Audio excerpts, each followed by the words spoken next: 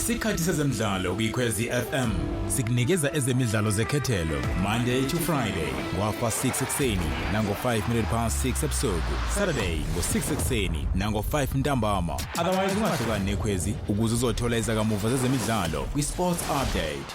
Are you ready? Ashqala. Sizwaye ngokukhethekile sinenjabulo ke enkulu ukuthi ke sivakashelwe intokazi yakwakhuzwayo uXoliso uThembeka engwakwakhuzwayo njoba ke sokhuluma naye kulesi sikhathi ungomunye ke kubadlali ngethaba u26 ade behambe neqembu labesifazane laseningizimu Afrika lilaphana ke Fiji la kade ke bedlala khona badlala kahle kakhulu benqoba ngo2-0 series akade beyidlala khona kodwa ke akusikho kwami ukuthi ngikukhulume konke sokhuluma naye sibheke leyo journey sibheke nje nejourney yakhe ngasohlangothini ke le rugby asikubingelele wemntakakhuzwayo. Ngiyabingelela kube Bhutumlu ngibengele nabalaleli emakhaya. Kuhamba kahle? Siyaphila futhi njani? Sikhona ngathi kuheleza umoya waseFiji la studio. Kuheleza umoya waseFiji, kuheleza uthando laseFiji, kuheleza iwin. Yeah. No kuyajabulisa makunjalo. Asikhulume kafishane ngebackground yakho sitshela ukuthi ungubani uXoliswa Khuzwayo. uXoliswa ngiyabingelela ngiphinde ngibingelele ngibonga ithuba lokuba kuyiKwezi. Yes. Umsakazo uhamba ngaphambili kakhulu and KZN. So nguXoliswa igama ngokwakhuzwayo ngwakhona la eMsinga. Ngwala eMsinga ngizalelwe eMsinga ngakhulela eMahlaba. Ngafunda isikole samsababa ngaphansi eGanyane Primary School and then sathuthe ekhaya sokwakha eCharlestown but ke umsingi ohlezi ekhaya ngibese ngiphothula ke high school yami la eMsinga High uthukela where uthando lwerugby liqalwe khona. Abantu ke bazobuza ukuthi irugby nomsinga ihlakanapi irugby ke imputi iqale njenge hobby since I was at boarding school eMsinga High School. So high school is a boarding school. So mangiqala bekuyi hobby uyazi abantu abafuna ukuphuma njalo. Iqale ngumfana ukuthiwa igama lakhe Siyabonga Xaba uJimen. So uJimen ubesuka eDandi lapha efunda khona eDandi wazofunda la eMsinga. Uyafika uJimen ufika nabafana bangakubo abadlala nabe rugby. Be practice ke rugby, be practicelela groundini le soccer. So like bekudlala isoccer, bekudlala isoccer sithole nje isikhala esincane ku practice ke rugby ke lapho up until isoccer iyaqeda upractice. But we installile lento uthi engesi coach by then he was umdlali naye edlala nje. And why installer up until ngim idolize and bekangathi ucoach manje kimi. So iqale lapho and then from there one introducer to usisi o coach rugby eDandi usisi Mphile and then usisi Mphile wangithatha from lapho ngingazi lutho ngahamba ngokwenza ama trial eGreytown we Salga because it was Salga games back then. So sadlalela Salga district games la dlala ngoDecember. And since from there ngalokho ngithanda lapho ke rugby and then saqhubeka nayo ke up until selector for ukudlalela ama unders we Sharks under 16 and under 18 we Sharks ngadlala from there we ngothanda ukuthi ngiyayithanda irugby and uyazi ke ku-rugby kuyahanjwa lala nasemahotela. So ngahamba kanjalo nga-enjoy ukuthi hayi man siyahamba la silala emahotela kumnandi siyadlala kuyaculwa lana abantu abanothando aba discriminating ukuthi intombazane mina you shouldn't play rugby and all that and up until I moved to eGoli after high school ngayo eGoli and then eGoli swebaying thing ngadlala khona eGolden Lions and ngadlala nakhona it's still a hobby, it's something that I like, something that I love and bang selector ke from there 2024 bang selector ukuthi ngizo represent national team Springbok. I was like but yes, it's our team, let's go, let's give it a try. And since from there we look bloom again up until now. Asikhulume ngokufika kwakho kuma Golden Lions usuka lapho uya ku Springbok ukuthi ngathi be biggest moments kuwena ekwenza ukuthi ngempela ubone ukuthi no sengiyakhula njengamanje ngumdlali werugby. Coach Timmy always emphasize ukuthi ziphathise okomuntu professional because irugby ithi asibe professional, you have to carry yourself like umuntu professional. Whether you are a female or a male, you have to be professional. And if ever you can't beat them, you have to join them. So if ever you can't act like them, pretend as if you are them. So ngiyakhumbula ukuthi i-debut yakho kuma Springboks uyenze ngo2024 mangikhumbula kahle Yes. nidlala neSpain yes Yes. sitshele ngalo losuku ukuthi yini oyikhumbulayo ngayo nanokuthi usuhluke kanjani from lo mdlalo wayidlala umdlalo wakho oqala kwi-national team until now. Spain sizodlala neSpain Yeah. and you know kukhona abantu abazi ukuthi okay etimini ngiyafika and ngiyazi ukuthi ucoach mhlawumbe uzokhetha lo muntu lo ukuthi abe uyena ozoqala mhlawumbe mayengifaka ucoach uzongifaka nge-second half. Yes. But no ngimazange uze kube kanjalo ucoach waqala I'm a prop so iprop idlala u1 Yeah. so coach meqale bize igama lami Uvele kuphuma igama lakho oqala yeah. hayi kwenzekani ngangi nervous by then but excited at the same time and igame yahamba kahle and then we won Spain. I don't remember the score but we won Spain and I was so happy and siyakhula la kwi-rugby ungena unolwazi oluncane lapho sengikhona manje I'm at the better place now. I can even teach you how to play the sport. Yazi ukuthi into engijabulisayo yini ukuthi usukuvezile ukuthi udlala njenge prop. Ngiyazi ukuthi kaningi masikhuluma ngeprop noma sikhuluma ngefront row kwi-rugby sikhuluma ngento edinga physicality ngendlela eyisimanga. Ukuthi ke mawukhuluma nomuntu mhlambe ongayi-understand i-rugby ungathi what does it take mentally and physically ukucompete at international level udlala le position oyidlala?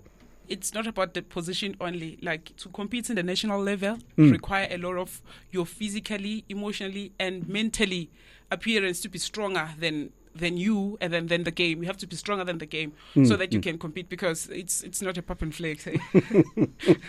Akukho lula. Naye ke engicabanga ukuthi ibe ijene enhle kakhulu ngiyakhumbula ukuthi 2025 ube ingxenye ye squad ebekade sikwi Rugby World Cup. Yes. I-achievement enkulu le yakusikho nje ukudlala ukuya kwindebe yomhlaba ne-national team yakho. Sitshele nge-experience oyitholile nokuthi kukushintshe kanjani in terms of ukuzethemba kwakho as umdlali going forward.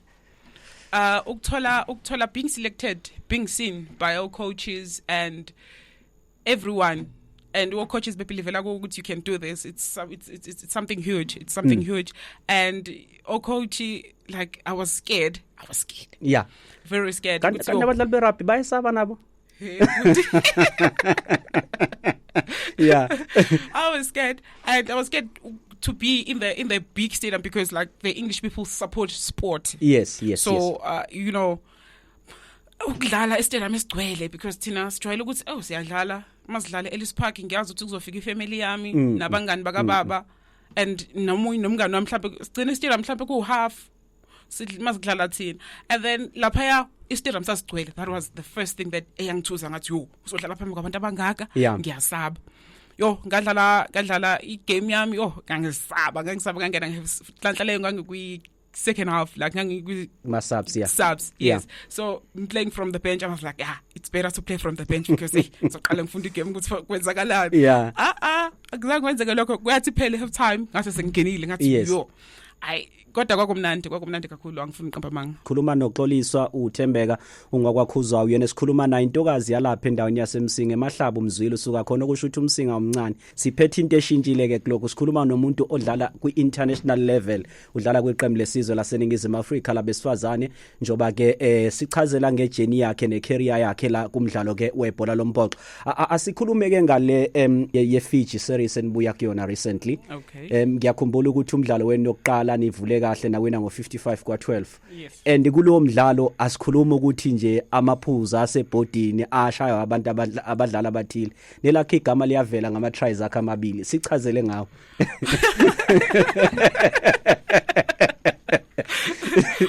Okay.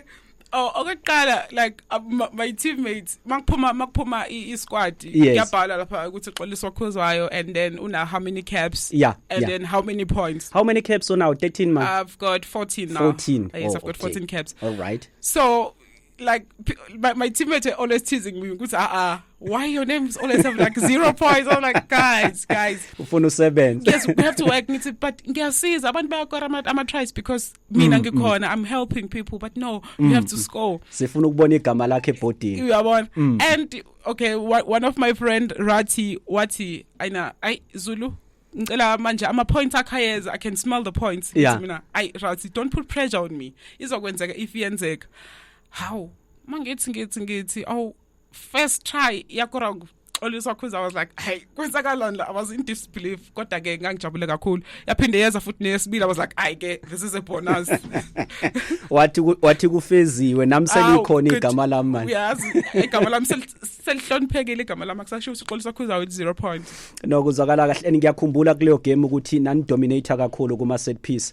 Njengomuntu odlala kuma forwards ngibheka ukuthi ngokwakho ukubuka ini ocabanga ukuthi niyenze kahle kakhulukazi ku scrum ama mall nezinto efana na ku gain line. Omunye umuntu mhlawumbe usichazele kafishana ukuthi yini umehluko phakathi kwe scrum ne mall ngoba sithi masikhuluma leyo language la uthi abalali bethu ba confuse abazi ukuthi umehluko ukuphi phakathi kwe scrum kanjalo ne mall. It's a form of a scrum but in a line out form. Isuka from a line out and then we have to pack it as if like is scrum but we have to drive forward. Yeah. While is scrum it's whereby we have to fight and then fighting for a ball obviously.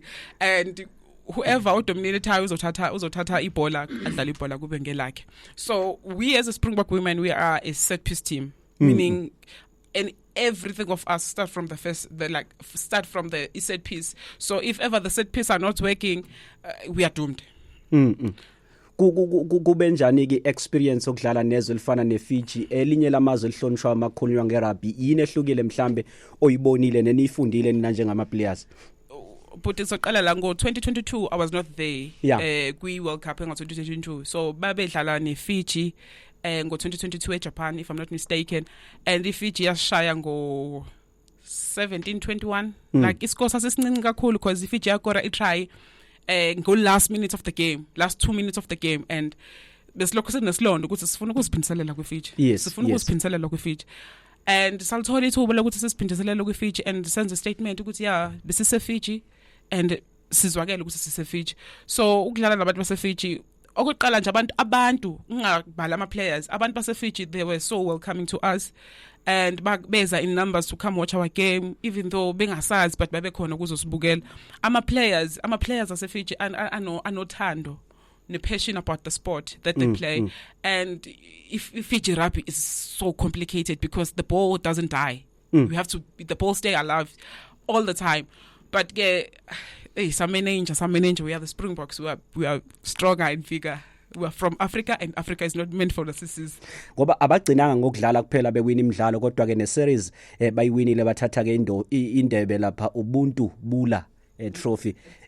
Ubuntu Bula. Ubuntu Bula. Yes, Ubuntu. Usho ukuthini ukuthi Bula? It's how they greet Fiji. Bula. Okay. Means live. Usichazela kabanzi yabona ukuthi mina ngithi ubula kanti ubhula kuningi esikufunda ngifuna siqalele kuqala umntwana ekutshele uthando lakhe lokuyi rugby ukuthi ukwamukele kanjani ubunayo lento yokuthi ngelinye ilanga ehambe efike kulesi sigaba kakusona uyabona nje ukusho ngangilokhu ngithi ayikho lento le ngikhumbula ngangisasebenzele eNewcastle kufanele ngisuke ngize la eMsingayi lapha kayefunda khona abangicela ama Cox ngaze khona amanye ama Cox ngicabanga ngokuqala kwabo wami ngidlala ngawo ibhola ngambiza wona Nike ngathi awubambe lana uyenze lento yakho lenza sibona ukuthi uyofika sibona ukuthi wenza njani ngenhlanhla ke wenza kwenzeka la ngaqala khona mina ukuthuka khona uthisha noma ucoach wakhe wasemsingayi wayengifonela nje hey naba sebemthatha eThekwini ingane yami siyothathwa uLwadle ke manje ngenhlanhla kayi kwahamba kwaze wafika uthe noma eseza ngasegoli wahlupha mina futhi baba ngifuna ngicela ungibhekele phela i-team engaligijima nayo sa drive around saze sayithola masifika ngempela bamemukela kwadlalwa wazofika lapha khona kodwa ilanga babemselect ngalo nginegama ke mina ngimemeza ngalo yes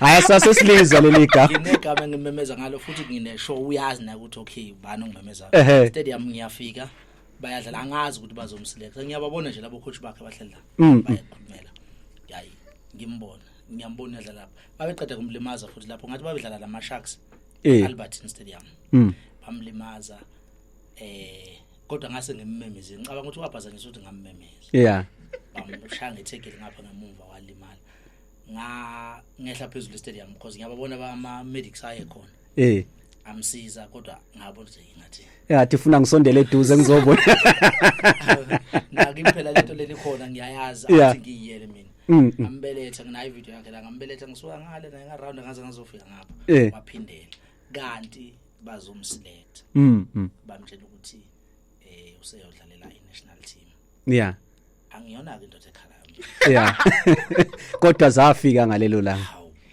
ngabona sengithi mina kodwa nje siyabonga nana nokuthi ke lapho esisuka khona endaweni yakithi ekade ingazidumile kahle endaweni yakithi hayisaziwa nje umuntu uyazi makuthiwe emsinga bese kubathi khona emahlaba ngibheka ama challenges Mr Khuzwa before ngibuyela kuyena uxolisa ukuthi angakanana ama challenges obhekane nawo ekumsupporteni ekutheni ahambe azafikise khona njengamanje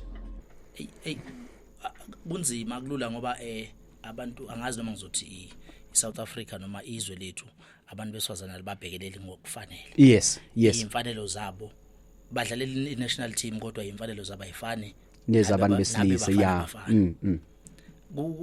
kunzima kakhulu kuya challenge ukuthi uzothi unengane idlalela i-national team kufanele ngabe yona iyabonakala ukudlalela i-national team kodwa umuthi yalalela umzali ubona ukuthi ayikho lento la kayenzayo wake safunda isikole athi baba ngifuna ukuyofundela white lento yokwenza ukufundela inkanyezi ngathi mntanami ikuphi ifemi yaleyo nto leyo wabuya ngathi yazi intombi awenze lokhu okuzokwenza ukuthi ukwazi ukuphaka ukubeka isinkwe etafuleni yes kuyila uzohamba kuyofunda mawusukufundela lokho ususebenza usuzoyale wafunda kodwa namanje akaze kuyosebenza ngalo umsebenzi akawufundela une profession ye teaching ubusiness rugby besilwa la unyaka uqala hayi futhi uqala ngonyaka odlule ngathi intombi ngathi sekuzomela usebenze manje hayi uvela athi baba ngiyezwa ngiya-apply baba mangifika uba manje uthando like traveling applying kwakhe ubusiness le rugby yakhe wafika ke nalapha esihlala khona ufika siqhukulana nensimbi wajoyina nakhona silandela ngamuva waqhukula insimbi wagijima wazaba lapha khona i-challenge enkulu nje ukuthi kunzima ukusupport abantu besifazane ngoba basupporteki kangangabantu besilisa kusuka phezulu ko government wethu no yizakala kahle bheka ke wena ukuthi uthola i-debut yakho at the age of 19 kwi provincial career ukuthi uzizwe kanjani kusho ukuthini kuwena nohambo lakho nje lokuqala ngicathi la kuqale khona ukugqama kakhulu igama lika Xoliso yes at the age of 19 ngithola i-debut yami for i-provincial i-Golden Lions and nakhona ngiyasho yonke lento le ngizange ngiplay mina ukuthi I want to play when I grow up I want to play for Springbok no bekuyinto nje engiyithandayo ngaphakathi ukuthi no I'm doing this ngifocusa kulento engiyenza manje kodwa imphumela ke ibe isingleader ukuthi ngithole ubonakala because bengidlalela i-club i-Soweto Eagles as a club yaseGoli so udlalela i-club bese uzodlalela you are being selected from the club so ngangidlala nje ngiyadlala ngazi ukuthi someone is out there watching me engibona ukuthi ngenza into right ngesikhathi ese-right and ngaselectwa ngabonakala nami ngazibonakalisa ukuthi yes I can do this and ngisuke KZN yes but I can do this and I'm good at this and ngaselectwa from lapho sadlala ama game besemancane kama game back then ade siwadlala because bese ku first division mhlawumbe udlala 5 games or so and then bese kuba sekuphelile ke up until ke si move to provincial league now whereby like sinama games maybe 7 or sometimes 14 so yeah the competition is too tight up there and we are there to compete khuluma indaba ukuthi i-support ayikho yinhle kahle kunina ningabesifazana uqhathanisa mhlambe nabesilisa ngiyazi ukuthi focus kakhulu kwi-rugby kuma Springboks asekwazile ukuthi anqobe cishe kathathu indebe yomhlaba ngokubuka kwakho yini e-showdown enifisa ukuthi yenzeke ukwazi ukuthi abantu ngathini bekwamukela ukuthi i-rugby yabesifazane ikhona futhi kufanele ukuthi iqhakanjiswe njenge rugby yabantu besilisa we are the Springbok women and we exist so abantu mele baziqala ukuthi siya exista and sikhona senza the same work the same job that the men are doing so mele bazi loyo nto abantu and siyacela futhi abantu ukuthi please support us on the 5th of September we are playing New Zealand Ellis Park FNB Stadium siyadlala before the men's but abantu bazothenga ticket lokubukela amadoda because it's a double header kuqala thina and then kuza amadoda so abantu bazothenga ama ticket belinde ngaphandle belinde ibus ibhasi yamadoda ukuthi ifike while thina sidlala Nidlala, instead of yeah. abantu bengena ngaphakathi besibuke bese beyaphumula ke nge-half time bephinde bebuye beze kithi okanye besibuke bese beyaphuma beye ebhasini but siyacela bandla ukuthi abantu beze bezosupport igame yethu umzekelo ngomhla ka-5 September siyadlala and uma uthenga iticket elilodwa lokubukela amadoda uthola igame yethu uqala